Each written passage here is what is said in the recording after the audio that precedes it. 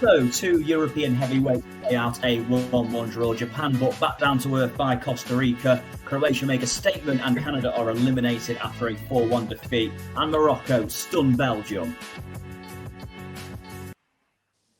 So, guys, that's what happened today in the 2022 World Cup on day 8 now. God, the tournament really is flying by. It's fair to say. But we are going to start by talking about Spain versus Germany. As I mentioned, a battle of the heavyweights in Europe. Final score was Spain 1, Germany 1. I'm going to come to you first, Owais.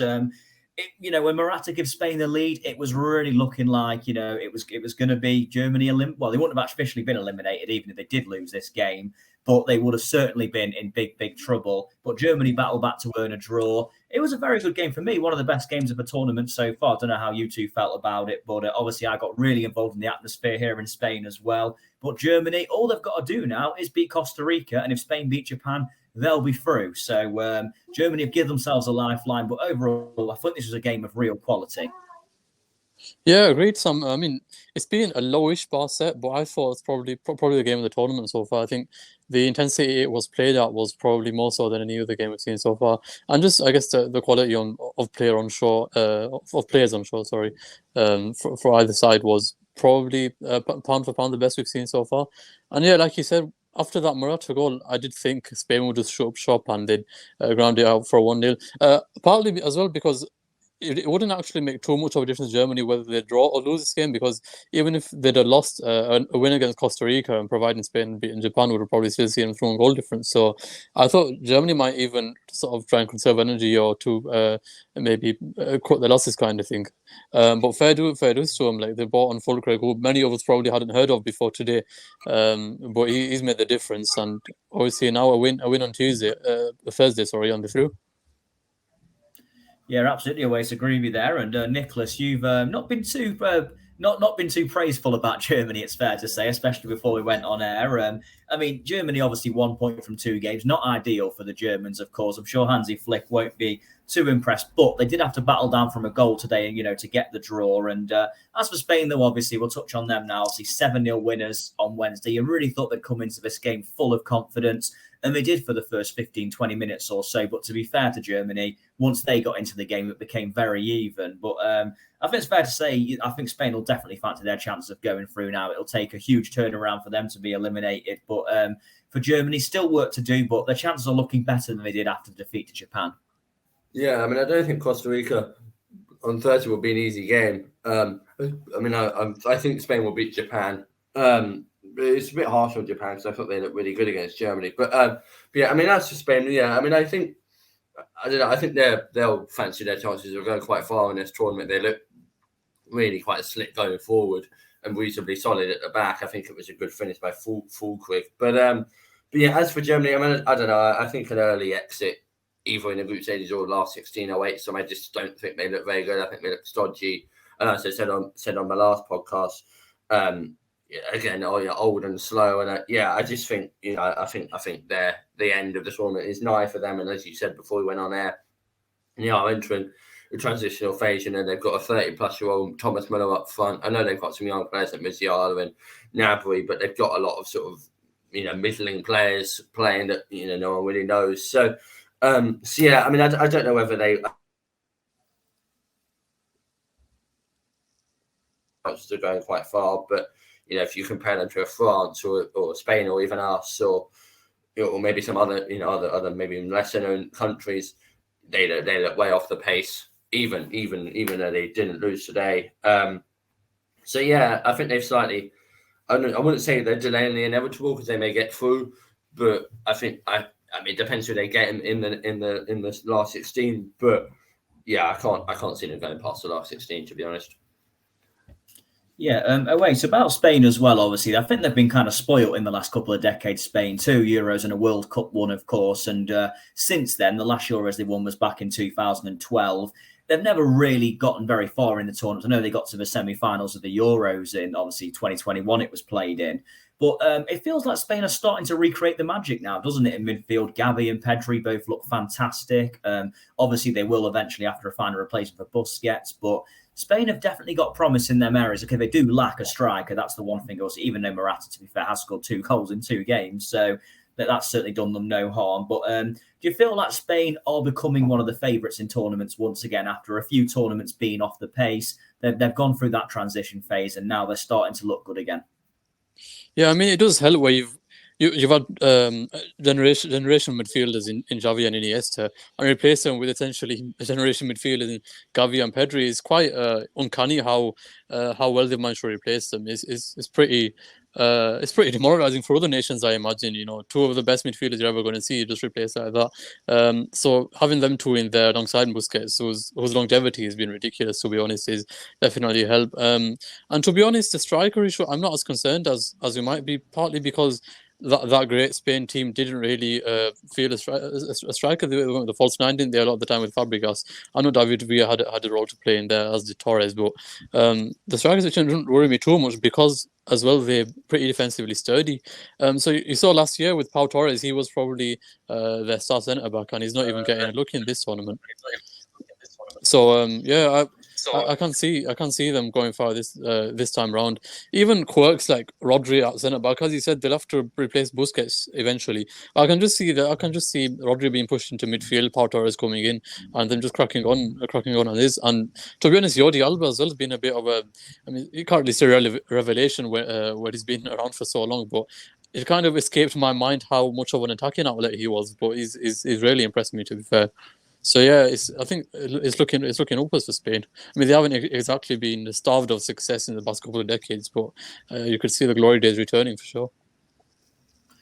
Yeah, Nicholas, obviously you mentioned earlier on about you don't see Germany going far. What do you see for Spain in this tournament, though? Are you optimistic for them? Yeah, I mean, I think they could go all the way. I mean, there's no real reason why they couldn't. As I mentioned earlier, no one else looks that great. And I think Spain were, I just want to add, where maybe think of it, that they were quite unlucky to lose in the Euro semi-final on penalties to Italy. Because of what I remember, they were probably the better team in that game. So maybe that was just a rehearsal for this year. I can see them going all the way. And I think they've got a lot, the necessary experience with Alba and Busquets, etc. So I can see them going all the way. I don't know whether they'll win it, but I think that's the fate reserved to us. But I think they'll fancy themselves going all the way because you don't even need to play that well to get through the rounds. It's about sort of street smart and being clever and being taking your chances. So, and as I say, no one else looks that great, and Spain will probably fancy themselves against a France or maybe a Holland or so on. So yeah, I'd like to think they could go all the way. I'd like them to go all the way. If we can't win it, I'd like them to win it. So it depends what happens when they get into that sort of last 16. Then on, then go on sending penalties and extra time and all that start to come into play. It becomes more about mindset than what actually happens on the pitch. But yeah, I'd like to think they can go all the way. Yeah, it's going to be interesting. Well, that's enough on Spain versus Germany anyway. Next up, Belgium versus Morocco.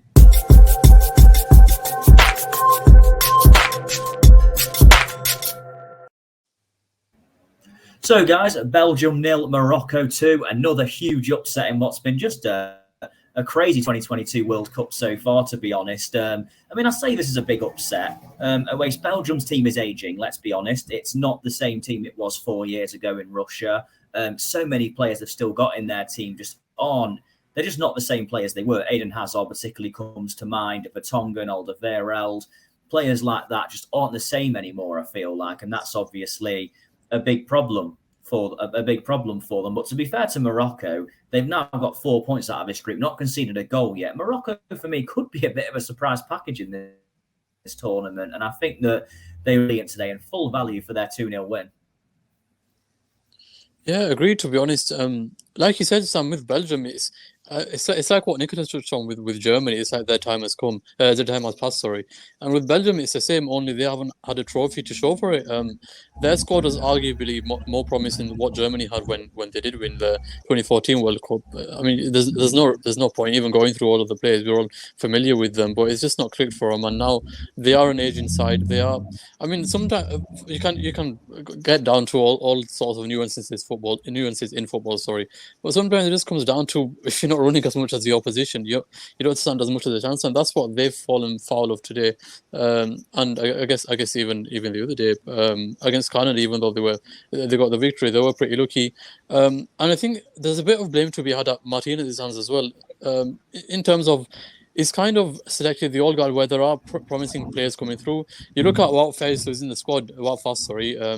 He's had a brilliant season for Leicester so far, and he's not getting a look in the first 11. And Romeo Lavia at Southampton, who I didn't even realise was Belgian until recently, to be honest. But I know he's only had a few Premier League starts, but he was honestly one of the best central midfielders in the league in the time that he did play. So I feel like he could have potentially made the squad just to freshen things up a little bit. It is a case of it going stale over there, and I guess for Martinez it's probably better the devil, no pun intended, but it's not really going to plan at the moment. And yeah, I'll say it now, I don't see them going through to the last 16. Yeah, no, they got Croatia. That's going to be a really tough game. Nicholas, you've obviously been very vocal on Roberto Martinez over the years, maybe not being the right man for this Belgium team. And there's some selections today I agree with Owais I couldn't get my head around. I mean, Yuri Tillemans, one of the greatest midfielders in the Premier League at times, didn't even start the game. He's really resisted with the old guard as well. I mean, there's so many players in this Belgium team I look at and I just think these players just aren't good enough. I think other than Kevin De Bruyne, and I say Thibaut Courtois, but even he was at fault for one of the goals today, so he wasn't helping them out. It's just not the same Belgium team, really, and I feel like it's really ran its course. And I mean, if they lose to Croatia, a group stage exit might well be coming for them. So not looking promising for Belgium at the moment. No, definitely not. No, I agree with Owais. I think I don't know. I don't know why you wouldn't put Tielemans. We've all seen he's been scoring screamer after screamer for a slightly failing Leicester team. I mean, I know they're kind of a bit into form pre the World Cup, but as I say, scoring screamers after screamer for Leicester, and yet you've got Dries Mertens, who is an okay player but isn't that great. I mean, Mounier again, not good. So yeah, and I feel a bit sorry for De Bruyne wasting his time, prancing around with these charlatans. But no, I don't know about Belgium. I mean, I know. I mean, people moan about Southgate wasting a golden generation, but blimey, Roberto Martinez has really wasted this, because they should have won something by now. Maybe not the last World Cup, but they probably could have won the Euros, and yet a game away from going out. Maybe I don't know exactly on the permutations, but I mean that's from Morocco. Morocco just looked. It was a bit similar to the Japan, Germany, Saudi Arabia versus Argentina game. They just looked more up for it. They were quicker in the passing, and they got up the field quicker. And Hakim Ziyech was probably man of the match. So yeah, I think whilst Belgium were not very good, we need to give praise to Morocco, because they would just look more at it and they looked sharper in the tackle and all that. So, and then, so when Belgium were having the ball, they sort of just stuck in there and knew that the chances would come. And yeah, Morocco, after a slightly underwhelming start, they, really boosted themselves into contention for going through. And that just shows that if you can just nick yourself one good result, or maybe two good results in the group stages, and then you're more than likely to go through. Whereas with Belgium, you sort of feel like it's justice for what happened against Canada, when they were really lucky to win, because if Canada had their shooting boots on, they wouldn't have won. Obviously, we'll get on to Canada later, but yeah, no, it's an interesting one with Belgium. I mean, I don't know. Success may yet come if they sort of draft out some of the old guard and bring in some new players and get a new manager. But yeah, I feel like the Belgian Football Board or Association will be looking at the appointment of Roberto Martinez and ruining it, because a whole world of riches could have awaited them if they'd picked a different manager. I mean, as for who, I don't know, but someone with a bit more imagination and because we all know Roberto Martinez hasn't done that well. I know he did well with Wigan, but that was slightly a bit of a fairy tale story. And you only have to ask any Everton fan to know what they think of him. So yeah, odd appointment, and I'm not sad necessarily to see them go, because I feel like their time has come. But I don't know. There's only so many times you can say, "Oh, Belgium going to do it. Oh, Belgium going to do it." And obviously, we always forget that they lost to Wales in the Euro 2016. So yeah, their time has come, and it was a surprising result. But when you watch Belgium's performance, it probably wasn't that surprising. Yeah, we can sit here and criticise Belgium all day, but we have to praise Morocco. I mean, 2 games in, 0 goals conceded, as I mentioned, 4 points on the board. Morocco are defying the odds a little bit at the moment. A lot of people had Canada as their dark horses in this group, but turns out Morocco, all they've got to do now is beat Canada, and they will be through. So they've, it's in balls in their court, Morocco, and they've got a fantastic record. I think they've lost about 1 or 2 games in about 3 years. I'm not sure the opposition they've totally played in that regard are amazing, but still, you can only get results against who's in front of you. And Morocco have turned up at this World Cup. I was impressed with them against Croatia. And I think they played really well today and were full value. And the likes of Ziyech and Boufal, they were absolutely sensational today. And Morocco, as I mentioned, what a win. And Morocco could well be on their way to the last 16. Yeah, to be honest, I think they're all but there. So even if they get just a 1 point against Canada, that should be enough to see them through, because obviously that would leave them on 5 points. And even if Croatia were to beat Belgium, or either side were to win that game, only one of them can surpass them. So I'd actually back Morocco to definitely get through and probably top the group. And to be honest, it is a surprise. But when you go further into their squad, I guess you kind of saw it coming.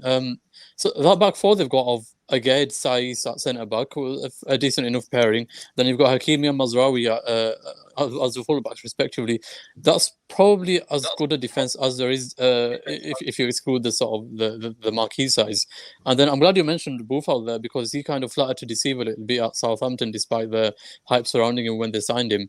But he showed glimpses, more than a glimpse today of how of what Saints could have had with him. And Hakim Ziyech, like I said, I think that's probably one of the best games I've seen from him. He's underwhelmed at Chelsea, as a lot of attacking players have seemed to do recently. Obviously, I heard you guys talking about Havertz the other day, and he's kind of gone the same way. But he was real talisman for them today. And can I just say as well, there's been a lot of talk obviously about everything surrounding Qatar in the World Cup and whatever, and we can talk about that till the cows come home. But I think one of the positives from it has been the amount of support these African and Asian countries are getting, and how big a difference that's made.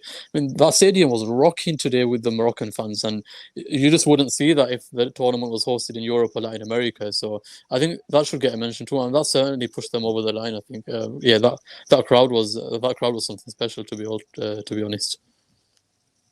Yeah, I agree with you. The crowd was absolutely fantastic. I mean, you could hear the roar absolutely fully when they took the lead. I mean, they had that goal ruled out, of course, but every single goal that went in was crazy. And Nicholas, every World Cup has a bit of a fairy tale story. Could 2022 be Morocco? Not to go all the way necessarily, but to go to maybe a deep point in the competition? Or do you think if they were to come up against a really superior opposition, they would come unstuck? But just in general, what have you made of Morocco, and do you maybe rate their chances in this tournament? Yeah, I've been really impressed, actually. I mean, I wouldn't necessarily expect them to win today, but yeah, I've been really impressed. I think it's same with what Owais said. Like, what they might lack in marquee players, in inverted commas, they make up for in team spirit and sort of character, and that can carry you quite a long way. And I mean, I know you mentioned coming up against the better sides, but you sort of got to think, like what they did today, they probably think if they come up against a France or Spain or even us or whoever it might be, they got to think, like, they sit in, defend resolutely, and then if we get their chances, they're so quick on the counter attack, like we saw with Boufal and Ziyech. So yeah, I mean, I don't know how far. I mean, they probably think if we can get through, then there's nothing to lose. No one expects them to do anything. So if they probably think if we can get through the group stages, then who knows how far we can go. It's a similar attitude with Iceland and the Euros and Wales and us in 2018 and Denmark in the Euros last year. So I'm not thinking they're going to win it or anything, but I think they might, maybe quarterfinals, maybe a sort of humble exit in the quarterfinals, maybe to a Spain or a France or someone. So yeah, I would say quarterfinals, but yeah, they're with every win and every sort of good performance, that confidence will grow and grow. And yeah, it's really good to see, actually, because they're not unless they're renowned footballing nation, but it's good to see these sort of lesser teams sort of bringing these good results to the tournament, like Saudi Arabia and Japan and Morocco. So yeah, long may it continue. But yeah, I'd say a quarterfinal exit for Morocco. And just on that as well, Nicholas, obviously we've spoken already about the trials and tribulations of Germany. Now, if they are to go through in second place, as we're probably expecting now, and Morocco beat Canada, as I think we'd also expect them to would face off in the last 16. And I don't know about you guys, but I'd fancy Morocco to win that game. I mean, once they get through that, I think they are prospected to face Spain, where I would see them coming short. But at the moment, I'd back them to beat Germany and get to the quarters. I don't know what you guys think. Yeah, I would agree with you. I mean, I'd like to think they would. But yeah, I think so, because I think Germany look a bit jaded and gone. So yeah, I'd back them, because that's it. It's that sort of of a fresh, exciting young team coming up against a sort of collection of sort of misfits. So yeah, no, I would agree with you, Owais. I'd back Morocco to beat Germany. Yeah.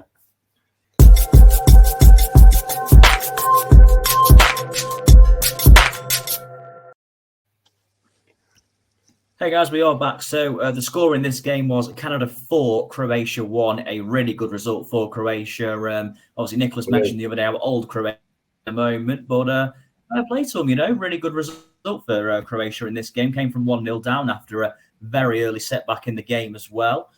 What were your thoughts on this game then, Nicholas? Obviously, falling behind early on, Croatia had to show a bit of character to come back, but they did that in the end, and fair play to them. It was a really positive result for them, and they're in pole position to go through in the group.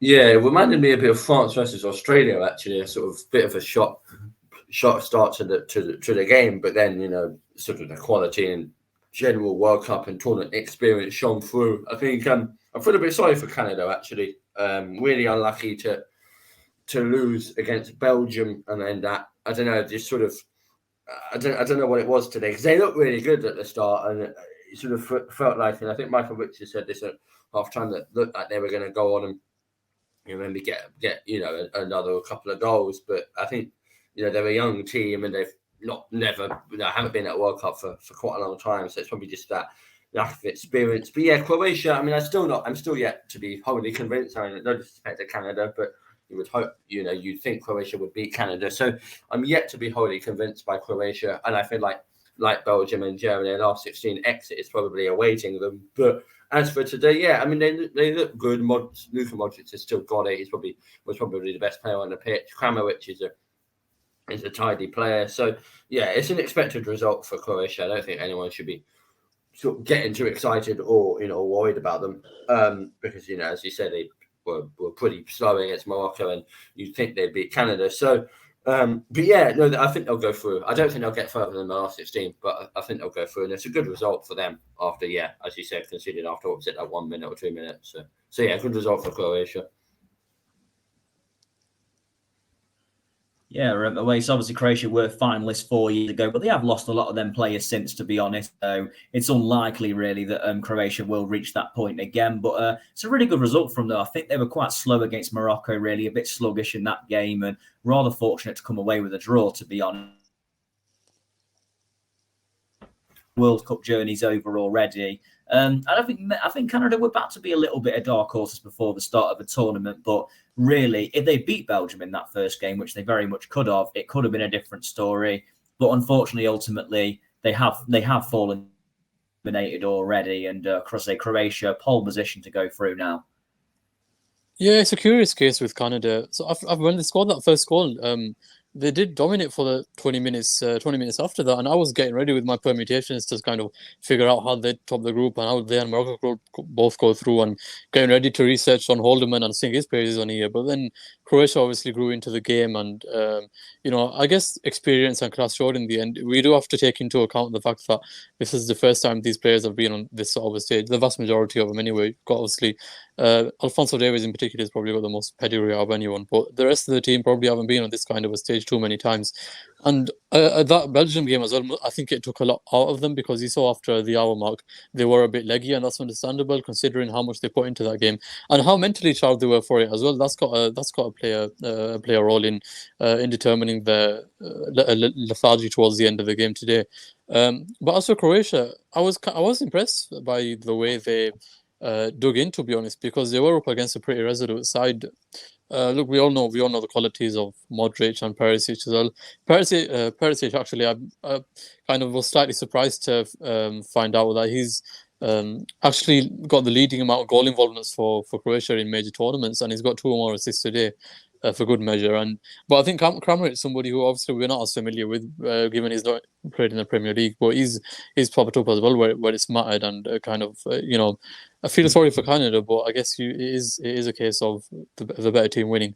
And I do see them going out in the last 16 because it stands they're going to draw Spain, and Spain should have more than enough to beat Croatia, to be honest, despite them coming through today. But yeah, I think it's going to be really interesting to see how Canada get on in 4 years' time. With a few more years to gain that experience, they'll be on home ground there as well. I'm really looking forward to see how they develop in that time. Yeah, Canada will be determined to prove they're not just there to make up the numbers in their own, of course, in their own place as well, in their own backyard, that's for sure. But that's enough anyway on Croatia v Canada. And now we're going to move on to the final game today, which was Japan versus Costa Rica.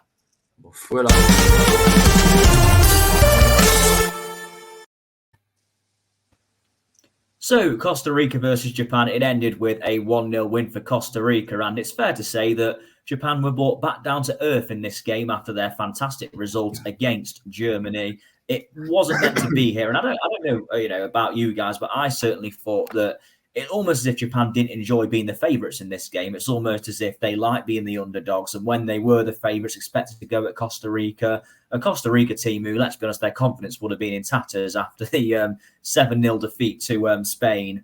But, Japan just did not get going in this game. It was certainly not a thriller by any means, despite Nicholas saying that before the break-off. But, 1-0 win for Costa Rica. Gives them a little bit of hope, though, Costa Rica, and fair play to them. They got the basics right today and got the result. Nicholas, you think that obviously Costa Rica's chances of getting out of the group are still very low, but it's still something for them, I guess, to take out of this World Cup if they are eliminated in the group stage.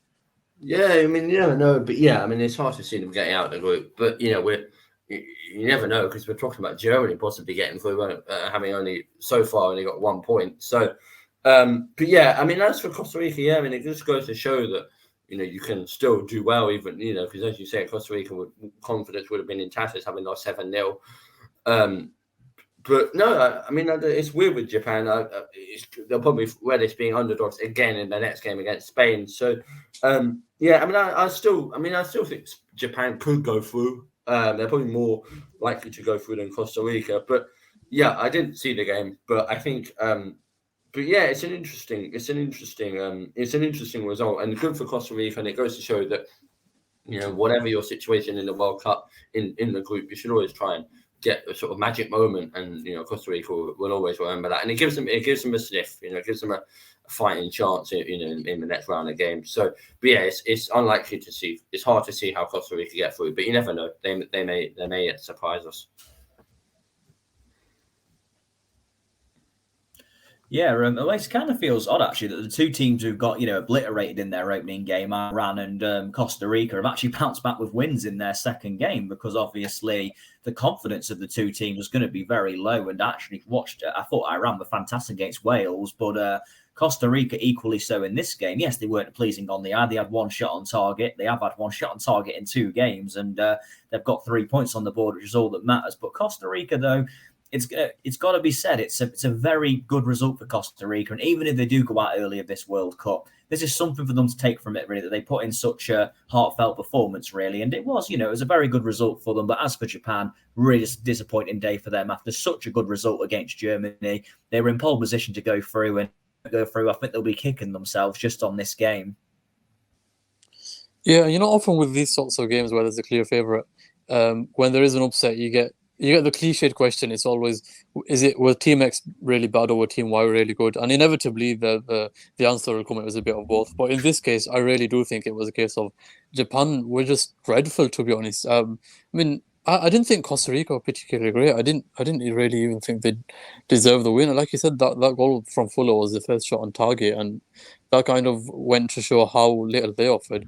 But Japan offered even less. Somehow they accumulated an XG of 1. I think it was 1.05 in the end. I don't know where that's come from, because that was probably the worst game of this tournament so far, and there have been a few pretty drab affairs. But I think that tops it. Again with Japan, the team selection kind of confused me a bit. in the last game, we were all praising the substitutions and how Takuma Asano, Tomiyasu, and Mitoma, how the three of them kind of revitalized them. And lo and behold, none of them started today. Tomiyasu didn't even get off the bench.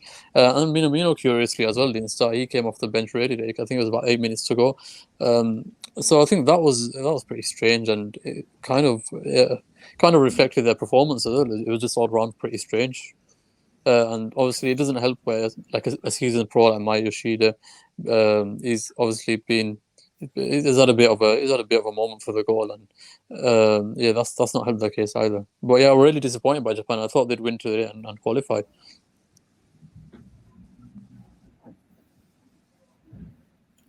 Yeah, no, agree there. I always think that, as you say, I mean, I think Japan, it's fair to say they got it absolutely spot on, their subs against Germany. But in this game, the selection was wrong. And then by the time the subs came on, they just didn't have any momentum, really, to carry the team forward. So I just think that it was a bit of a wrong selection today by the Japan manager, it's fair to say.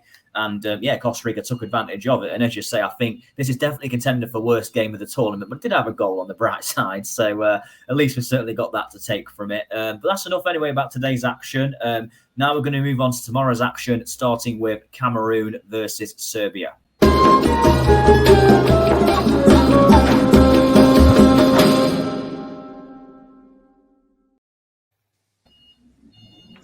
So as we do begin tomorrow with Cameroon versus Serbia, both teams were beaten in their opening game, so both teams will need a win in this one. Cameroon certainly did not disgrace themselves in the game against Switzerland. Serbia, they were up against a very good Brazil team, so it was kind of difficult to really judge them. This is a big game, really. I think Serbia could do well in this tournament, but they've got to get the win tomorrow regardless. So, Nicholas, do you think that obviously the loser of this game will effectively be out of the competition, near enough, but all but out of the competition anyway? Who are you backing in this game, would you say? I want to go Cameroon. I think they were unlucky to lose against Switzerland. And yeah, I don't know. I just like that. I'm thinking that trend of teams that were beaten in the first game coming back and winning their second game will continue. And I watched a bit of that Brazil game against Serbia, and I know Serbia just didn't look like they had enough, really. I know obviously they got Mitrovic and Tadic, but they just, I don't know. I saw more from Cameroon, so I'm going to go for a Cameroon win. 2-1 Cameroon. Interesting. I like it. That's a very good bet. I think that, Cameroon, just say they've got a bit of encouragement to them. So I think they could certainly be one. I think Serbia, the only thing they did lack in the game against Brazil was that little bit of ambition going forward, because they have got a good team, Serbia. They've got a good bunch of players. So a little bit too reserved, in my opinion. But how do you see this game going away between Cameroon and Serbia? I do see Serbia winning this, to be honest. I'll be honest, I didn't watch much of Cameroon against Switzerland, but I did watch the entirety of Brazil-Serbia. And as far as you can against the Brazil attack, they kept them out for about an hour. And I was more impressed with their defense than I expected to be. I thought they'd be one of those teams that'd be quite open and quite easy on the eye going forward, but they actually impressed me with how solid they were. And coming up against a team like Cameroon, I do see them grabbing a goal or two. So I think I'm going 2-1 in Serbia, but I do ultimately see this game being the decider for the wooden spoon, effectively, because I will come on to the other game in this group, but I think Brazil and Switzerland will qualify. Yeah, absolutely. Well, we've got another game tomorrow. South Korea versus Ghana. That's certainly going to be an interesting one. Nicholas, you predicted South Korea to beat Uruguay. Didn't quite work like that, but South Korea certainly disgraced themselves in a goalless draw. And Ghana, they were literally a slip away from getting a 3-3 dramatic 3-3 draw with Portugal. It's going to be an interesting game, this, though. Two teams who not really sure what to expect from in this tournament. But how do you see this one going, Nick? Yeah, I like South Korea, so I'm going to go with the South Korea win. And I feel that South Korea have got a good base to build on. Not many people would have expected them to draw with Uruguay. And Ghana, they looked okay against Portugal in sort of patches, but again, didn't really, to my eyes, didn't really have enough. So yeah, I'm going to go with the South Korea win. Because I feel like South Korea will have more momentum, more confidence in their draw with Uruguay. So yeah, I'll go with South Korea. I'll go 2-1 South Korea. Excellent. What about yourself, Owais? Who are you backing in this one?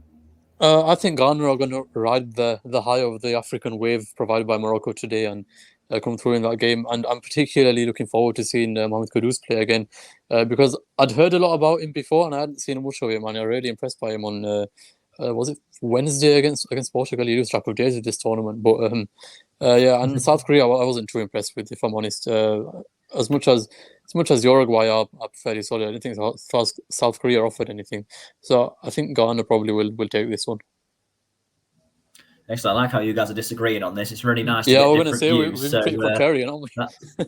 That's excellent. However, I don't think you'll be disagreeing with this one. Brazil versus Switzerland. I can't really see you guys disagreeing on this one unless there is a little bit of a shock thrown in there. Obviously, Brazil, most people's favourites for this tournament coming into it. A very good 2-0 win against Serbia, albeit it took a little while to get going in that game. It certainly wasn't all that convincing until Richarlison scored and then a fantastic second goal as well.